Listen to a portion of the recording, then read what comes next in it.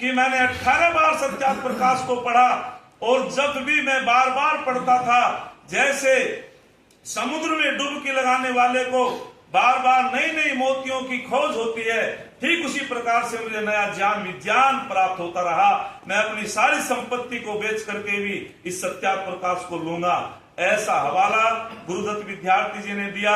अधिक न बोलते हुए मैं इतना ही कहना चाहता हूं स्वामी रामभद्राचार्य जी से कि आपने जो इस प्रकार की बातें कही है कि वेदों में वेद मंत्रों से मैं रामायण को सिद्ध कर सकता हूं और अष्टाध्यायी के सूत्रों से मैं रामायण को सिद्ध कर सकता हूं।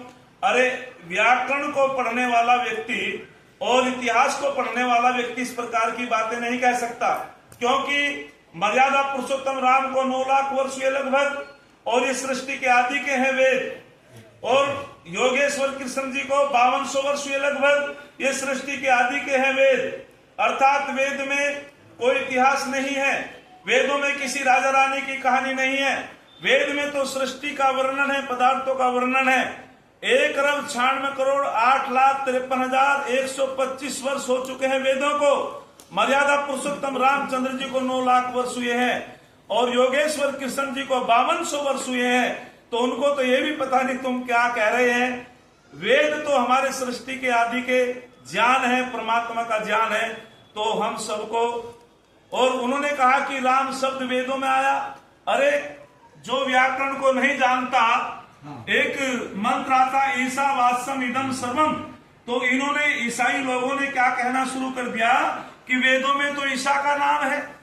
एक आया कबीर भी मनीषी, कबीर पंथियों ने कहना शुरू कर दिया कि वेदों में तो कबीर का नाम है। एक मंत्र आया तच्चक्षुर्देवितम पुरुषार्थ शुक्रमुचरत, और उसमें संयुक्त पद है मदीना, और जब उसका पद पाठ करेंगे तो अदीना शब्द निकलेगा। तो हमारे मुसलमान लोगों ने कहा, मौलवियों ने, कि इसमें तो मक्का मदीना का वर्णन है। जो व्याकरण को नहीं जानता वो अर्थ का अनर्थ करता है। वेद में किसी का इतिहास नहीं, राजा रानी का, इसमें सृष्टि का वर्णन है, ज्ञान विज्ञान का वर्णन है।